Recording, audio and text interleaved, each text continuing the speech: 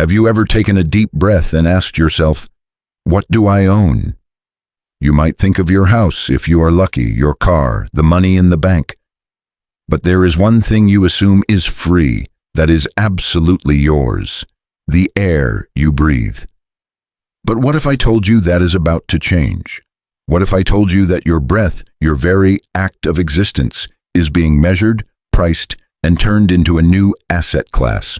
What if saving the planet is just the greatest marketing campaign in history for a plan to control the entire global economy? This is the hidden truth that the architects of the Great Reset do not want you to understand. The next fight for power is not over oil, gold, or even data. It is the fight to own the atmosphere. By assigning a monetary value to an invisible molecule, carbon dioxide, and creating a social credit score system for corporations, ESG, an unelected elite is pulling off the ultimate confidence trick. They are creating an entirely new market out of thin air. And in this new market, they do not just decide who gets rich. They decide who is allowed to exist, who is allowed to grow, and who will be left in the dark. They are building a system where they, as the gatekeepers of sustainability, will have absolute power over every nation, every industry, and every individual on Earth. To understand the audacity of this plan, we must look back at the history of power itself. For thousands of years, power and wealth came from tangible things. In the feudal era, power was land. A king or lord owned the land. Serfs worked it and paid taxes. Power was measured in acres. Then, in the age of discovery, power was gold. The Spanish and Portuguese empires plundered the New World for precious metals, funding their armies and fleets. Money was a metal object heavy in your pocket. Next came the Industrial Age, and power was capital. The factories, the railroads, and the machines. Robber barons like Rockefeller, Carnegie, and Morgan built empires by controlling the physical lifeblood of the economy: oil, steel, and finance.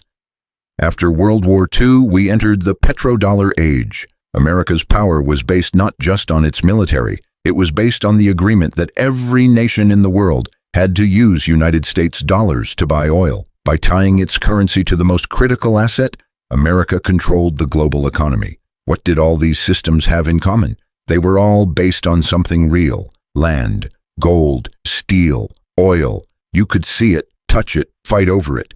But that system was reaching its limits.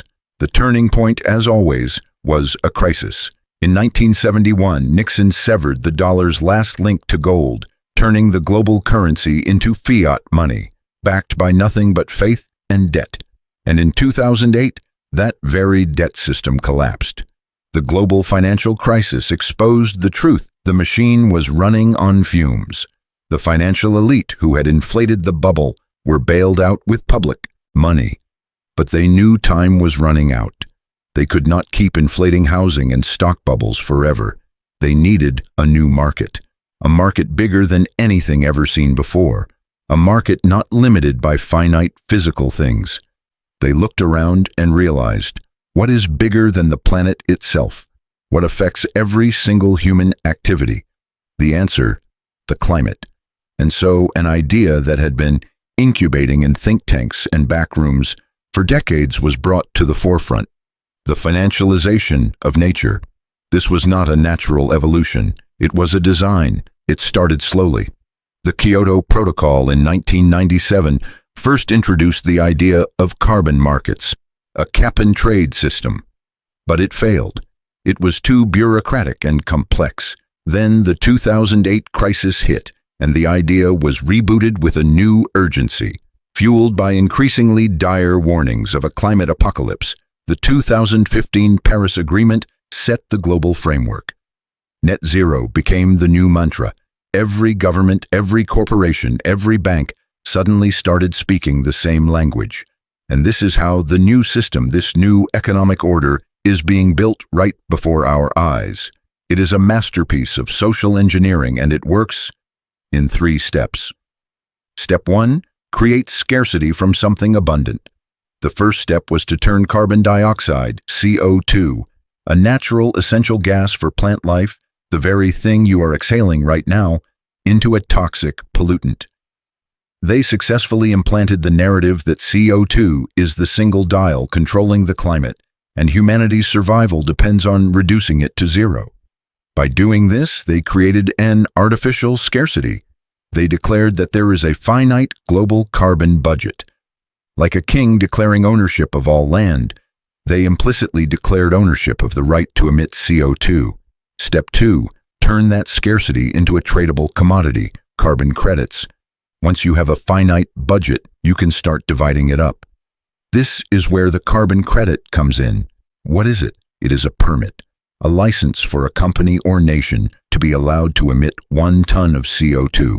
But who issues these permits? Who decides their value? The answer: a complex web of non-governmental organizations, rating agencies, and new financial exchanges backed by the very same big banks that caused the 2008 crisis. Now, watch how the scam works. A green company, say a solar panel installer or a hedge fund that owns a forest in the Amazon they promise not to cut down, is gifted these carbon credits. They produce nothing tangible, but they receive these digital assets out of thin air. Meanwhile, a dirty company, for example, a steel mill that provides jobs, a fertilizer company that grows food, or a power plant that keeps your city lit, is penalized. To continue operating, they must buy these carbon credits from the green company. You see, this is a massive wealth transfer. It is a private global tax imposed by unelected bodies that takes money from real productive industries and funnels it to the financial sector and the elite's pet projects. A farmer in Holland whose family has farmed for 500 years is suddenly deemed a polluter because his cows emit methane. He is forced to sell his farm. Meanwhile, a tech billionaire flying a private jet to a climate conference can offset his emissions by buying a few cheap carbon credits. This is not about the environment. This is a scam. But how do they enforce this? How do they force every company in the world to play this game? This brings us to the third and most dangerous step, the ESG scoring system. What is ESG? ESG stands for Environmental, Social, and Governance. It was presented to the world as an ethical way to invest, a way to make sure corporations behave, care for the planet, and look after people. But here is the truth they will not tell you in their glossy brochures. ESG is not about morality. It is a weapon. It is a lever. It is a social credit system tailored for the corporate world, an instrument of coercion disguised in the language of virtue. Private, unelected rating agencies like S&P, Moody's, MSCI, and a host of new sustainability consultants now have the power to score every company in the world. Do you comply with net zero targets? Your E environmental score goes up. Do you dare to invest in oil and gas, the energy sources that power 80% of civilization? Your E score plummets. Do you promote diversity, equity, and inclusion, DEI initiatives according to the correct political script? Your S social score goes up. Do you believe your only responsibility is to make the best product at the best price for your customers, instead of engaging in culture wars? Your G governance score will be punished. And why does this score, given by self-appointed judges, matter? Because the largest asset managers on the planet, giants like BlackRock, Vanguard, and State Street, have publicly declared that they will use their power with trillions of dollars in assets they manage, often your pension money, to enforce ESG compliance. Larry Fink, the CEO of BlackRock, made it clear in his annual letters, change or be cut off from capital. This is a silent revolution. Power has been stripped from shareholders, the people who own the company and care about profit, and given to stakeholders, a vague, undefined term that in practice means activists and the globalist ideologues at Davos. If a CEO wants his company to survive, if he wants access to capital markets, if he wants a loan from a bank, or even wants to get insurance, he must kneel at the altar of ESG. He no longer works for you, the customer, or his employees. He works to please the ESG rating agency. And what is the E, environmental part of ESG directly linked to? That is right, carbon credits. By committing to net zero to boost their E-score, these corporations are forced to participate in the carbon market. They must buy absolution for their sin of emitting from the market's creators. The game is complete. The pincer movement has closed. So who truly benefits from this complex and costly system? Do not be naive enough to think it is the planet. The planet does not get a single cent from the trade of digital PDF files called carbon credits. The real beneficiaries are the people who designed the game. First, the big banks and Wall Street.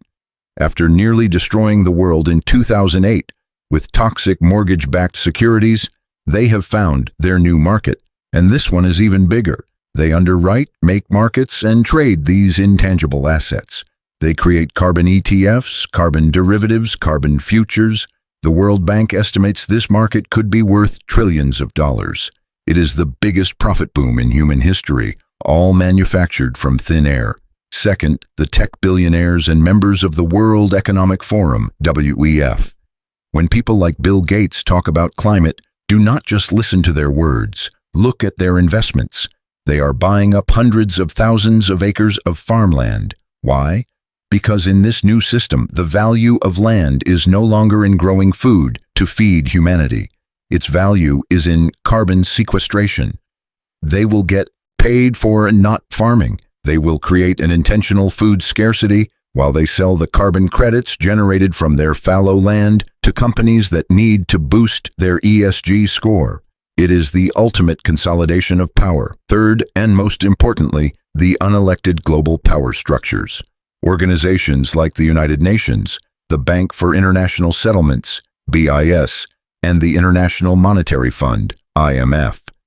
For decades, they have dreamed of a global government, but have always been frustrated by stubborn national sovereignty. Climate change is the perfect Trojan horse. It is a global problem that demands a global solution. The ESG carbon system is the enforcement mechanism. Now, the IMF can go to a poor developing nation in Africa or Asia and say, "You want a loan to build a desperately needed power plant to lift your people out of poverty. Sorry, that plant runs on coal. Your nation's ESG score is too low. We cannot lend. However, if you agree to scrap that project, install expensive, inefficient solar panels made by Western corporations and join our carbon market, then the money will flow." This is not aid. This is colonialism in a green disguise. They are locking the developing world into a state of permanent poverty, preventing them from using the same cheap energy sources that made the West rich. The real motive was never to save the planet. It is control. It is the creation of a global techno-feudalism. In this new system, there will be two classes. The global elite, who fly in private jets, own the green corporations, and trade carbon credits for profit, and the rest of humanity. We, the common people, will be managed in a state of permanent energy scarcity. They will tell us we must sacrifice. High energy prices, food inflation, restrictions on travel. It is all necessary to save the planet. They will tell you that you cannot eat meat, cannot fly on a plane, cannot own a large car. But it is a lie. They impose scarcity on you not because the planet cannot provide, but because a poor, dependent, and fearful population is easier to control. What is the end game? It is to bring the ESG system down from corporations to individuals. They have spoken about this openly. Personal carbon allowances. Carbon footprints. Imagine a near future where every transaction you make is tracked not for its price, but for its carbon impact. Imagine an app on your phone linked to your central bank digital currency, CBDC, that tells you that you have used up your beef quota for the month. Imagine your credit card being locked because you drove too far outside your 15-minute city. Imagine your personal ESG score being lowered, making you unable to get a loan or travel because you questioned the mainstream climate narrative on social media. It is a perfect prison. A prison where the inmates cannot even see the walls, but which controls every aspect of their lives, right down to the air they breathe. They are selling us a story of salvation. They are using our genuine fear for the environment, a fear they themselves have amplified, to blind us to the greatest theft ever perpetrated. They are trying to own the unownable, the atmosphere, the oceans, and the very building blocks of life itself. But history has a lesson for those who build empires on arrogance. Systems built on lies and control eventually collapse under the weight of their own unreality. Real wealth is never created from complex ledgers or arbitrary regulations. It comes from human labor, innovation, and the unquenchable pursuit of freedom. They can try to put a ticker symbol on a sunset, but they can never truly own it. In the end, trust is the only currency that matters, and they are spending it like there is no tomorrow.